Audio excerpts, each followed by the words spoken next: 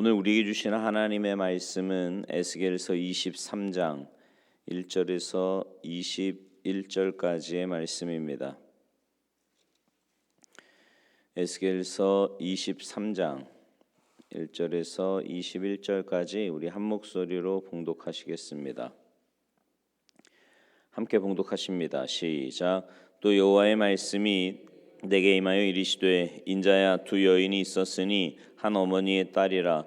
그들이 애굽에서 행음하되 어렸을 때 행음하여 그들의 유방이 눌리며 그 처녀의 가슴이 어루만져졌나니 그 이름이 형은 오홀라요 아우는 오홀리바라.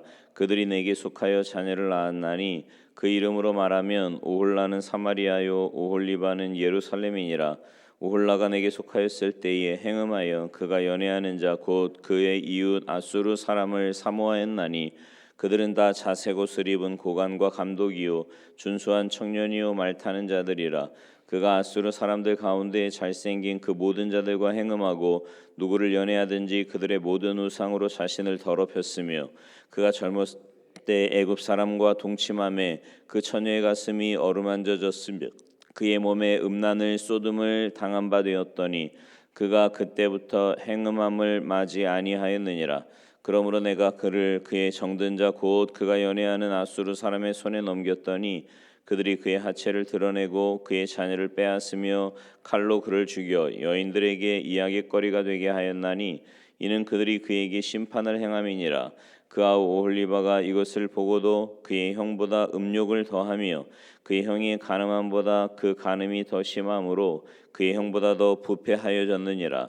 그가 그의 이웃 아수르 사람을 연애하였나니 그들은 화려한 의복을 입은 고관과 감독이요 말타는 자들과 준수한 청년이었느니라. 그 두 여인이 한 길로 행함으로 그도 더러워졌음을 내가 보았노라.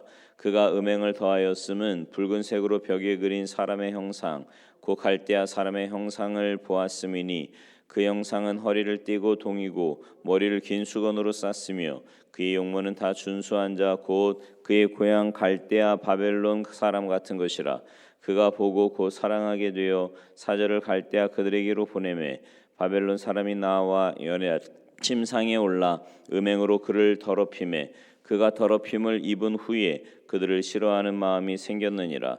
그가 이같이 그의 음행을 나타내며 그가 하체를 드러내므로 내 마음이 그의 형을 싫어한 것 같이 그를 싫어하였으나 그가 그의 음행을 더하여 젊었을 때 곧 애굽 땅에서 행음하던 때를 생각하고 그의 하체는 나귀 같고 그의 정수는 말 같은 음란한 간부를 사랑하였도다. 내가 젊었을 때 행음하여 애굽 사람에게 내 가슴과 유방이 어루만져졌던 것을 아직도 생각하도다. 아멘. 할렐루야. 오늘 본문이 있는 이 에스겔서 23장은요. 에스겔서 16장과 좀 비슷한데요. 16장에서는 종교적인 우상 숭배에 대한 비유고요. 오늘 본문이 있는 이 23장은 정치적인 동맹에 대한 비유입니다. 이스라엘 민족이 가나안의 우상을 섬기는 것과 주변 국가와 정치적 동맹을 맺으려 한 것을 이제 음란에 비유하고 있습니다. 비유의 내용은 간단하죠. 우리가 오늘 읽었는데 오홀라라는 사마리아 여인하고 오홀리바는 예루살렘 여인, 이 두 여인이 있었습니다. 그들이 모두 결혼해서 자녀를 낳았어요. 오홀라는 그녀의 장막이라는 뜻이고요. 오홀리바는 그녀 안에 있는 나의 장막이라는 뜻입니다. 사마리아 여인은 창녀짓을 하며 아수르 사람들을 애인으로 삼아서 사모했습니다. 또 제복을 입은 군인들과 정부 고관들, 잘생긴 귀족 청년들에게 몸을 팔고 정욕 때문에 아시리아 우상들을 섬겨서 자신을 더럽혔습니다. 그녀는 어릴 때부터 남자들과 잠자리를 같이 하고 매춘행위를 버리지 못했어요. 그래서 하나님께서는 그 여인을 아시리아인에게 넘겨주었는데 그들은 그녀를 벌거벗기고 자녀들을 빼앗고 칼로 죽이고 그녀를 거리에 웃음거리가 되게 합니다. 오홀리바는 예루살렘 여인을 이야기하는 건데요. 이보다 더욱 심한 음욕을 품고 매춘행위를 해서 언니보다 더욱 부패하였습니다. 그녀도 아시리아인인 지방 장관들과 군 지휘관들과 용사 기병들이 그들을 연모하지요. 어릴 때 이집트에서 창녀짓을 하던 일을 생각하고 음행했고요. 젊었을 때 음란한 일을 더 사모하여 언니와 똑같은 길을 걷습니다. 그래서 하나님께서는 그들을 심판하시기로 작정하시고 그들이 연애하고 그 음란한 짓을 벌이던 아수르인들과 바벨론인들을 불러들여서 그들로 하여금 오홀라와 오홀리바를 치게 하십니다.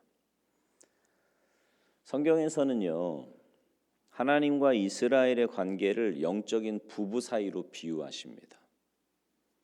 남편 되신 하나님의 보호와 은혜를 받는 자로서 마땅히 하나님께 정절을 지켜야 됐어요. 그렇잖아요. 여러분, 부부 관계에서 제일 중요한 게 정절을 지키는 거 아닙니까? 신이잖아요, 신이. 그게 무너지면 다른 거 아무리 뭐 조건이 좋든 뭐가 어떻든 간에 다 무너지는 거 아닙니까? 근데 이스라엘 백성들이 하나님과의 관계에서 남편 되신 하나님의 은혜와 보호 속에서 살아간단 말입니다. 그러면 그 하나님만 섬기고 하나님께 영적인 정절을 지키면서 살아야 됐는데 이스라엘은 하나님께 속해서 하나님의 보호와 은혜를 받으면서도 바람을 핍니다. 그게 바로 아수르와 정치적 동맹 관계를 맺은 거죠. 북왕국은요, 일찍부터 친아수르 정책을 취해서 동맹 관계를 맺습니다. 이건 뭐냐면 하나님의 은혜와 그 보호를 거절하는 행동이었던 거죠. 그러니 하나님의 입장에서 보면 질투를 넘어서 화가 나지 않으시겠어요? 말이 안 되는 거잖아요. 근데 하나님의 질투에 의해서 북왕국이 아수르에 유린당하는 모습을 목격했으면서도 남왕국은 정신을 차리지 못하고 북왕국보다 더 심하게 바람을 핍니다. 저래도 되겠거니 생각을 해서 그런 건지 저들이 받는 벌을 보니까 감당할 만하겠다 생각을 한 건지 뭔 생각인지 모르겠는데 더 심하게 바람을 펴요. 그래서 남왕국은 한술 더 떠서 친아수르 정책을 쓰면서 동시에 친바벨론 정책을 씁니다. 근데 하나님을 떠난 자들이 그렇듯이 바벨론을 연애하던 이스라엘이 변질해서 애굽과 바람을 피웁니다. 그래서 바벨론은 변절한 이스라엘을 싫어해서 군사력으로 짓밟아 버리죠. 하나님의 질투를 일으키고 하나님의 진노를 불러일으킨 이스라엘의 죄악은 두 가지로 요약할 수 있는데요. 7절 말씀인데 아수르 중에 잘생긴 자들과 행음하고 그들의 모든 우상으로 더럽힌 겁니다. 그러니까 한 가지 죄는 아수르의 강한 군사력 때문에 그들과 정치적인 동맹 관계를 맺은 거고요. 또 한 가지 죄는 아수르 나라의 그 우상 아스다롯을 숭배하게 된 겁니다. 8절에 보니까 이스라엘의 이런 잘못된 습관은 젊었을 때부터 시작된 것이다 이렇게 말씀해요. 왜 3살 버릇이 8가지 간다는 말도 있지 않습니까? 오늘 본문을 통해서요, 오홀라와 오홀리바 두 자매가 어릴 때부터 버리지 못한 그 나쁜 습관이 장성한 후에도 영향을 미치고 있는 것을 보게 되는데, 어릴 때부터 음란했던 그 버릇을 버리지 못함으로 인해 결국에는 웃음거리가 되고 망하고 맙니다. 오늘 나에게도 예전에 나쁜 습관을 버리지 못하고 현재도 계속 그런 행동을 바라며 즐기고 있는 거는 없는지 한번 돌아봤으면 좋겠어요. 예를 들면 어릴 때부터 습관이 될 만한 건 얼마든지 있지 않습니까? 음란한 거 보는 거나 또 입에서 튀어나오는 더러운 말, 거짓, 시기, 질투, 말씀에 순종하지 않는 것, 여러분 이런 것들이요 영적으로 이렇게 깨어서 점검하지 않으면 그렇게 살면서도 늘 해왔던 거니까 잘못된 줄도 모르고 사는 경우가 굉장히 많습니다. 그래서 말씀 앞에서 점검해 봐야 돼요. 오홀라와 오홀리바는 그 나쁜 습관을 버리지 못함으로 인해 결국은 패망에 이르고 맙니다. 이 패망이라는 게요, 하루아침에 망하진 않아요. 하루아침에 패망한다면 뭐 누구나 정신을 차릴 수도 있지요.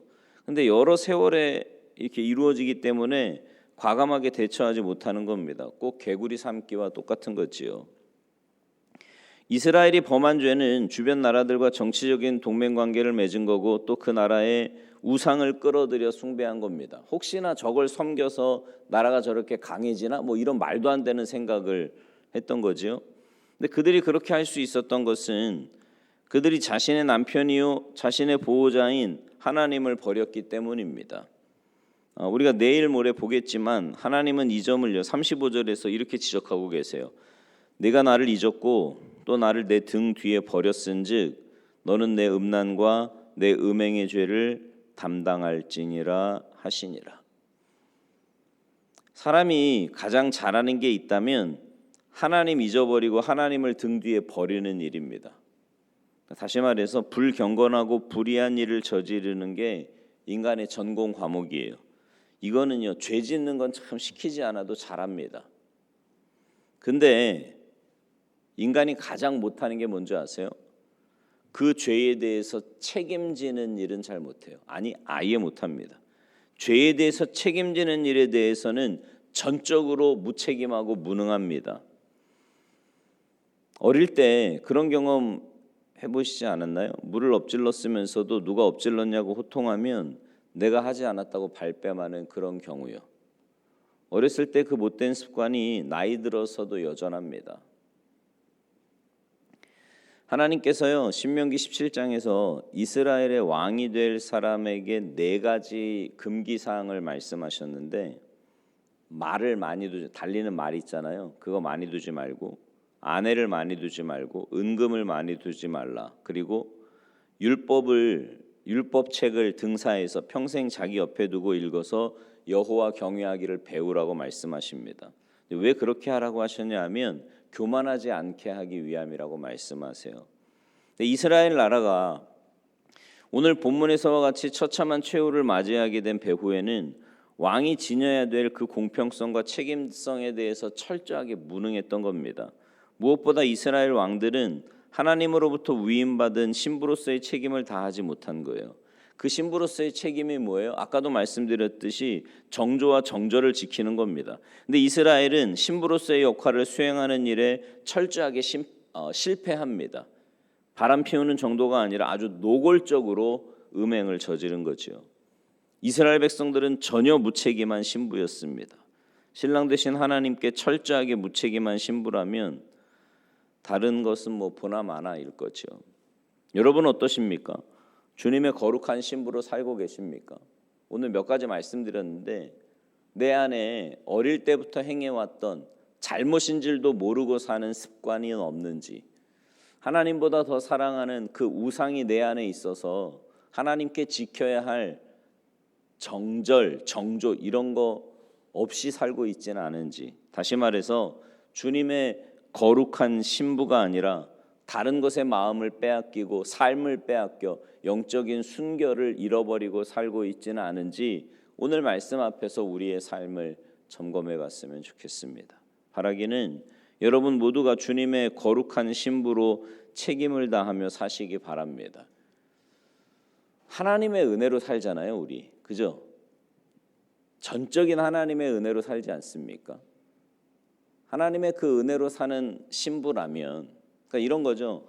왜 요즘이야 뭐 많이 그렇지 않지만 이 시대는 남자가 없으면 살기가 어려운 시대였다고 말씀드렸잖아요. 남편의 철저한 보호 아래 사는 거예요. 근데 하나님과 이스라엘의 관계도 그랬잖아요. 하나님의 전적인 보호하심 아래 살았는데, 그러면 그 보호 아래서 그 은혜에 감사하면서 하나님만 바라보고 하나님만 섬기며 살아야 될 이스라엘이 엉뚱한 짓 하면서 바람핀 거나 마찬가지라니까요.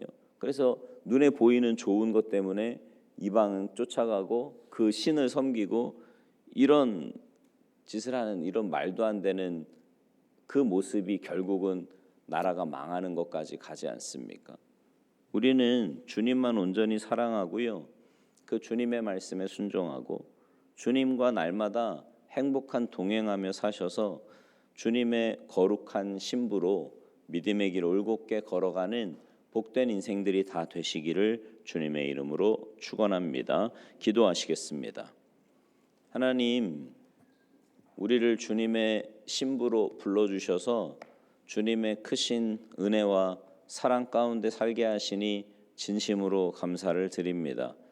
주님의 신부로 주님만 바라보며 또 주님과 동행하며 살아야 할 우리가 눈에 보이는 것, 세상의 것, 내 마음에 또 내 생각에 좋아 보이는 것들로 때로는 주님을 외면하며 살고 있지는 않은지, 또 내가 어릴 때부터 행해왔던 그 잘못된 습관이 몸에 배어 나도 모르게 세상 사람들과 같은 모습을 갖고 있으면서도 그게 당연한 것으로 여기며 살고 있지는 않았는지 오늘 말씀을 통해서 우리의 삶을 돌아보게 하시고 하나님, 주님의 거룩한 신부로 매일매일 정결한 모습으로 주님 앞에 바로 서는 우리 모두가 되도록 주님 도와주시옵소서. 연약한 저희들은 도무지 그럴 수 없지만 우리 안에 계신 성령님께서 내 마음에, 내 삶에, 또 내 입술에, 내 행동의 주인이 되어 주실 때 우리는 능히 그런 삶을 살게 될 줄로 믿사오니 성령님의 주인 되심을 날마다 고백하며 그 성령님의 인도하심 따라 순종하여서 주님이 기뻐하실 만한 거룩한 신부로 살아가는 우리 모두가 되도록 주님 도와주시옵소서. 감사드리며 예수님의 이름으로 축복하며 기도하옵나이다. 아멘.